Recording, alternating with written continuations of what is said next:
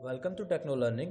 आज के वीडियो में हम open source Aarogya Setu Android app को एंड्रॉयड स्टूडियो में सेटअप करने वाले हैं। और सबसे पहले हम थोड़ा सा रिसर्च वर्क कर लेते हैं। तो मैं यहाँ पे सर्च करूँगा आरोग्य सेतु गिटहब, और अब मैं एक न्यूज़ आर्टिकल ओपन करूँगा जिससे हमें ये मालूम पड़ेगा कि ऐसा क्यों किया गया है और ये पूरा मामला है क्या। तो मैं यहाँ पे एक न्यूज़ आर्टिकल ओपन कर रहा हूँ। तो आप देख सकते हैं न्यूज़ की हेडिंग भी वही है कि इसको ओपन सोर्स कर दिया गया है, मतलब इसका कोड जो है अब वो अवेलेबल है। आप उस कोड को समझ सकते हैं, अपने एंड्रॉयड स्टूडियो पर चला सकते हैं।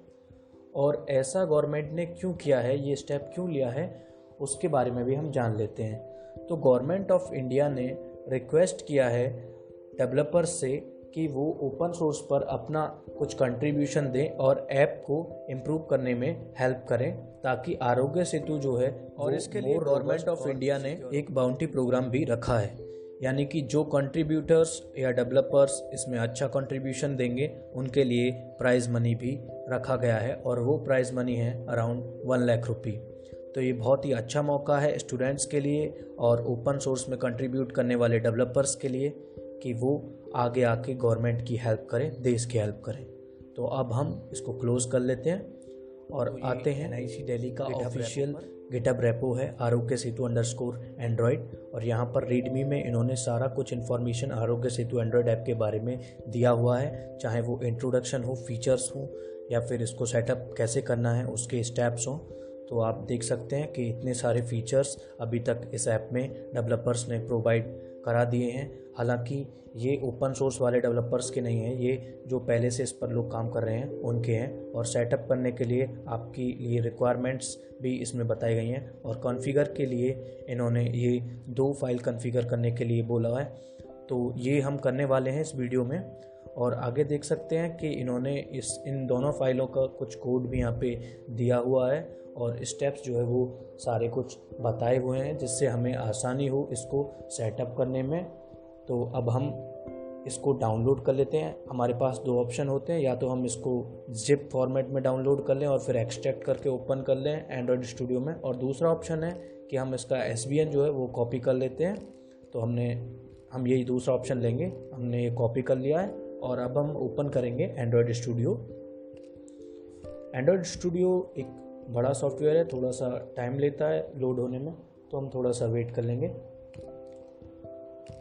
तो एंड्रॉयड स्टूडियो ओपन हो चुका है। अब इसके बाद हम checkout project from version control पे क्लिक करेंगे, और यहाँ पे पहले ही ऑप्शन गेट पे क्लिक करेंगे। और अब जो हमने कोड कॉपी किया था उसको यहाँ पे पेस्ट कर देंगे, और फिर हम टेस्ट करा लेंगे कि ये लिंक वैलिड है या नहीं है। तो अब यहाँ पे आएगा कनेक्शन सक्सेसफुल। तो अब हम क्लोन के बटन पे ओके कर देंगे, और अब ये ऐप ओपन हो रहा है प्रोजेक्ट, तो यहाँ पे यस कर देंगे। तो अब हमारा ऐप जो है वो बिल्ड होना शुरू होगा।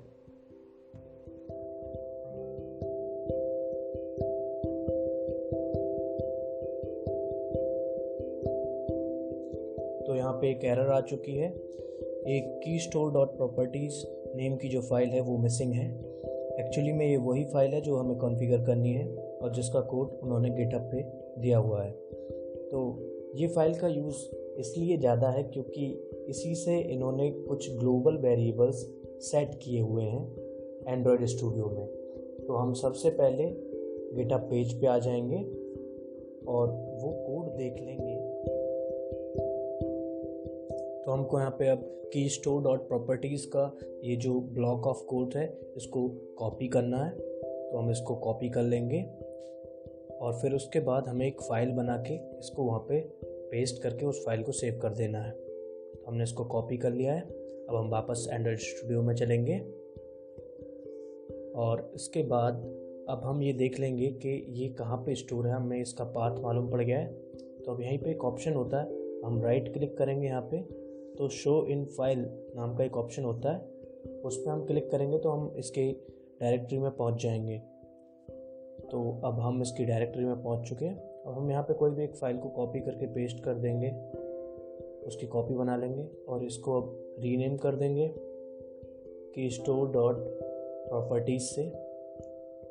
और जो कोड हमने वहाँ से कॉपी किया था हम उसी को यहाँ पे पेस्ट कर देंगे। इसको ओपन कर लेते हैं, इसको हटा देते हैं और पेस्ट।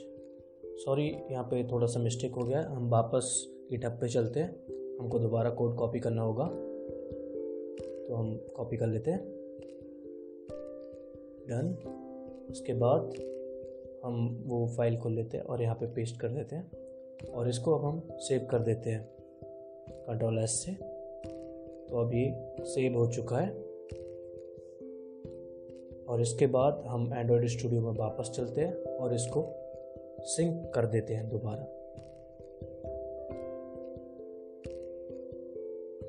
कॉन्फ़िगरिंग प्रोजेक्ट जो है वो चल रहा है, बिल्ड हो रहा है, थोड़ा सा वक्त लेता है ये। उसके बाद हम यहाँ पे फायरबेस भी इसका सेटअप करेंगे अभी। अगर आप फायरबेस के बारे में नहीं जानते हैं तो ये वीडियो आपके लिए यूज़फुल होगा। तो कॉन्फ़िगरेशन जो है वो सक्सेसफुल हो गया है, लेकिन इसके बाद अब हमें फायरबेस भी इसका सेटअप करना है। तो उसके लिए हम यहाँ पे पढ़ लेते हैं इनके गिट पे जो लिखा हुआ है कि फायरबेस को हमें डिफरेंट इन्वायरमेंट के लिए सेटअप करना है। पहला है प्रोडक्शन और डिबग, ठीक है। तो हमको एक्चुअली में ये दोनों के लिए नहीं, एक ही के लिए सेटअप करेंगे, बाकी कॉपी करके हम एक फ़ोल्डर बना के वहाँ पे पेस्ट कर देते हैं। तो ये दोनों इन्वायरमेंट के लिए जो है वो सेट हो जाता है। अब इसके बाद फायरबेस की वेबसाइट ओपन करने से पहले ये जो फाइल होती है गूगल सर्विसेज, ये वहीं पे मिलती है। तो अब हम इसको ओपन कर लिया है, firebase.google.com।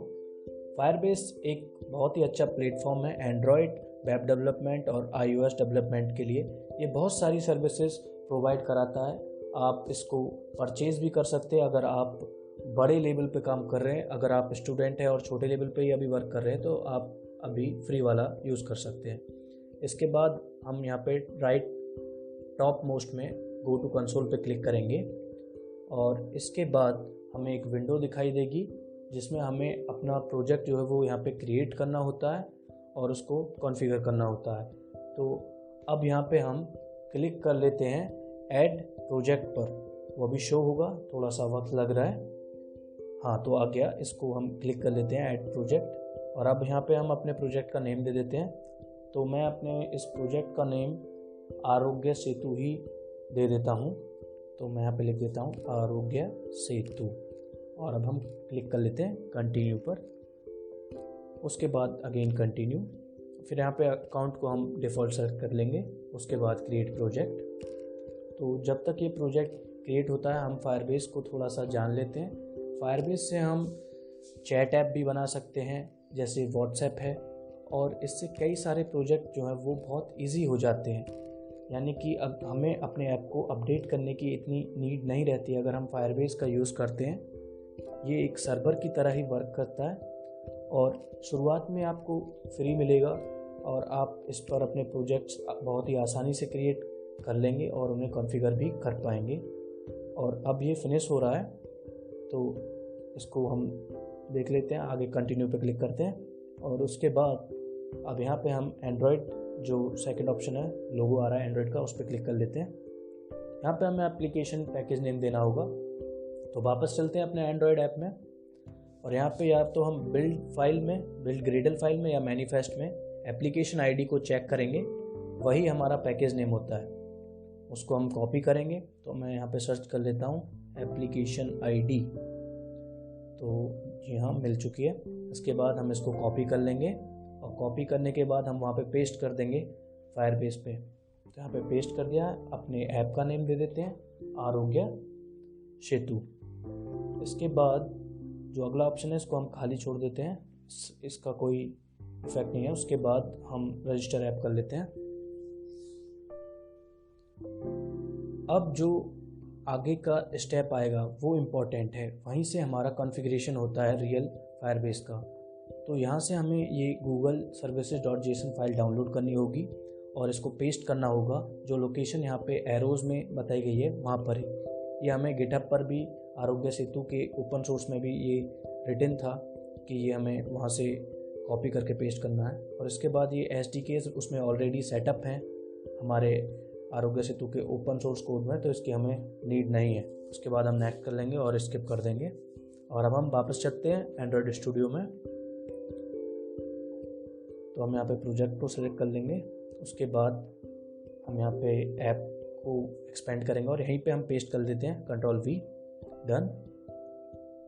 इसके बाद हमारा जो जेसन है वो सेट हो चुका है। तो अब हम देख लेते हैं कि और क्या क्या स्टेप हमें करने होंगे फायरबेस को सेट करने के लिए। तो जैसा कि मैंने बताया था, डीबग और प्रोडक्शन, हमें 2 एनवायरनमेंट सेटअप करने हैं। हालांकि ये एक ही उससे हो जाएंगे, एक ही फाइल से हो जाएंगे, बस हमें करने होंगे क्योंकि ऐसा स्टेप में लिखा है तो ये करना ही होगा। और यहाँ पे राइट क्लिक करेंगे SRC पे और फिर आ जाएंगे शो इन फाइल्स पर और यहाँ पे एक नया फोल्डर क्रिएट करेंगे डीबग नेम से। स्पेलिंग मिस्टेक हो गया है, उसको डिलीट कर लेते हैं, दोबारा क्रिएट कर लेते हैं।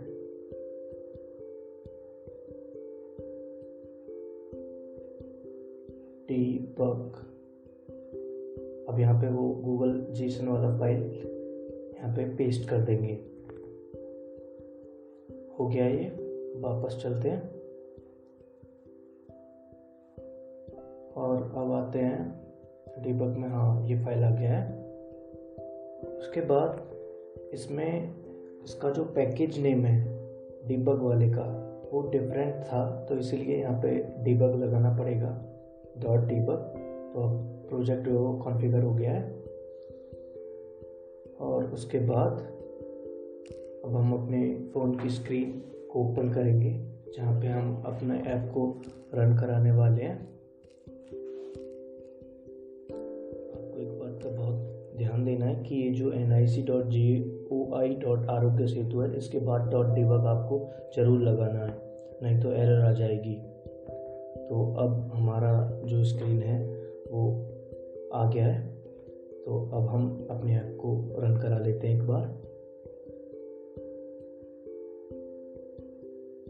ग्रेडल बिल्ड होना शुरू हो गया है और हमारा ऐप इंस्टॉल हो रहा है। ये भी एक थोड़ा सा वक्त लेता है, ये डिवाइस टू डिवाइस डिफ़र करता है। अगर कोई डिवाइस में प्रोसेसर और मेमोरी बहुत हाई है तो वहाँ पे बहुत जल्दी काम हो जाता है। अभी थोड़ा सा हम यहाँ पे वेट कर लेते हैं। उसके बाद जब हमारा ऐप इंस्टॉल हो जाएगा तो हम देखेंगे कि इसमें कुछ प्रॉब्लम्स आएंगी। ओपन सोर्स के प्रोजेक्ट्स में यही होता है कि आपको वो कॉन्फ़िगर करना होता है और कॉन्फ़िगरेशन के टाइम पे आपको बहुत सारी एरर्स मिलती हैं, बहुत सारे इश्यूज मिलते हैं। वो आपको एक तरीके से बाई साइड करना होता है और फिर ऐप को रन कराना होता है, उसमें चेंजेस करने होते हैं। तो वही हम यहाँ पे देखने वाले हैं कि कैसे कैसे क्या क्या चेंजेस हमको करने पड़ेंगे जिससे हमारा ऐप एक तरीके से रनिंग ऐप हो जाए और हम इसमें चेंजेस कर पाएँ, जिससे हम कंट्रीब्यूट कर पाएंगे ओपन सोर्स में। और ओपन सोर्स एक बहुत बड़ी कम्युनिटी है, अगर हम इसका पार्ट बन जाते हैं तो ये बहुत ही अच्छी बात होती है। और अभी यहाँ पे कुछ वार्निंग्स आ रही हैं, तो वार्निंग्स का ज़्यादा कुछ इफ़ेक्ट नहीं होता है, हमें सिर्फ एरर्स पे ध्यान देना होता है कि क्या क्या एरर्स हमारे ऐप में आ रहे हैं, बस वही डिबग करने होते हैं।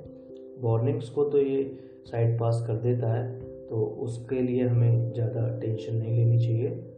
अभी भी ग्रेडल बिल्ड चल रहा है, तो हम बात कर लेते हैं कि इस एप्लीकेशन का यूजेज जो है वो किस उससे होने वाला है इंडिया में। तो इंडिया में अभी ऐप जो है नेसेसरी ही हो गया है। अब हमारा ऐप इंस्टॉल हो रहा है, तो हर जगह इस ऐप को अब इंस्टॉल करना पड़ेगा, चाहे वो कोई भी हो। आपके फ़ोन में आरोग्य सेतु होना बहुत ही नेसेसरी है इस कोरोना वायरस के टाइमिंग में, क्योंकि ये ऐप एक तरीके से शील्डिंग प्रोवाइड कराता है, हमें बता देता है। तो हमारा ऐप ओपन हो चुका है और हम दोबारा खोलते हैं तो ये क्रैश हो गया है। तो इसमें ये क्रैश क्यों हुआ है? क्योंकि हमें इसके कुछ कॉन्फ़िगरेशंस जो हैं वो अभी भी बाकी हैं, वो करने होंगे। तो हम देख लेते हैं कि जो कॉन्फ़िगरेशंस हमारे हैं वो क्या क्या है। तो वो कॉन्फ़िगरेशंस ज़्यादातर हमको जो की स्टोर वाली जो फाइल हमने मैन्युअली क्रिएट की थी वो उसी में हमें कुछ चेंजेस करने होंगे, और वो चेंजेस करके हमें पता चलेगा कि आगे ये ऐप कहाँ तक रन करता है और कहाँ पे क्रैश होता है। क्रैश तो होगा लेकिन हमको उसे साइड पास करना है। अब वो साइड पास करना ही ट्रिक है, वो ही मोटिव है इस वीडियो को क्रिएट करने का। अभी मैं दोबारा अपना की स्टोर वाली फाइल को यहाँ पे सर्च कर लेता हूँ और उसमें चेंजेस करूँगा मैं। और जैसे जैसे मैं चेंजेस करता जाऊँ आपको भी वही चेंजेस अपनी फाइल में करने हैं, जिससे आपका ऐप रनिंग हो जाएगा। फिर भी कुछ सर्वर कॉन्फ़िगरेशंस की प्रॉब्लम आएंगी, वो भी हमें देखनी होगी। अभी हम यहाँ पे API URLs में हैं अपनी keystore.properties वाली फाइल में, और हमें यहीं पे चेंजेस करने हैं। ये ऐप होस्ट URL को हमें चेंज करना है और यहाँ पे हम कोई भी रैंडम वेबसाइट दे देंगे, जैसे कि मैं यहाँ पे दे रहा हूँ google.com।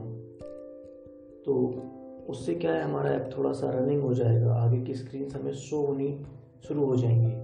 और ऑथराइजेशन होस्ट URL को भी मैं google.com ही ले लेता हूँ।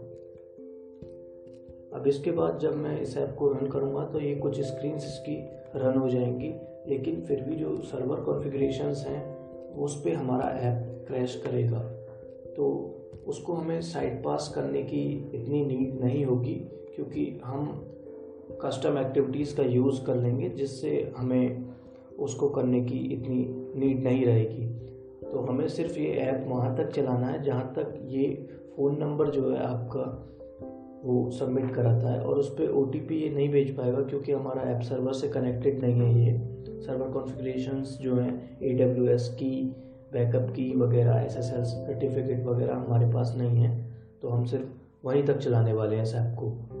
तो अभी ये ऐप दोबारा से बिल्ड हो रहा है, दोबारा हम इसको रन कराएंगे और चेक करेंगे कि कौन कौन सी स्क्रीन्स अब चलने वाली हैं। तो स्प्लैश स्क्रीन तो यहाँ पे मोस्टली चल ही जाएगी, उसके बाद जो इंट्रोडक्शन है वो भी आपका रन होगा। तो हमारा ऐप दोबारा क्रैश हो गया है, तो अभी भी हमें कुछ चेंजेस करने की नीड है। ओपन सोर्स में यही प्रॉब्लम है कि ऐप थोड़ा सा क्रैश होता है। हाँ, तो हमारा ऐप अब ओपन हो गया है। हम इंग्लिश चूज़ करेंगे, नेक्स्ट। यहाँ पे भी आप देख सकते हैं एक इंट्रोडक्शन स्क्रीन है, इसको भी नेक्स्ट। अब रजिस्टर नाउ, एग्री। अब यहाँ पे हमें परमिशंस देनी होंगी इस ऐप को। अब यहाँ पे हमें फ़ोन नंबर डालना है, और फ़ोन नंबर हम सबमिट नहीं कर पाएंगे क्योंकि हमारे पास जो सर्वर का की है वो हमारे पास नहीं है, सर्वर ऑथराइजेशन हमारे पास नहीं है। तो हमारा ऐप यहीं तक जो है ये रन हो पाएगा, इसके बाद ये क्रैश हो जाएगा। तो इसको भी साइड पास करने के लिए मैं आगे का एक वीडियो बनाने वाला हूँ, जिससे हम इसके आगे की एक्टिविटीज़ में भी जा पाएंगे।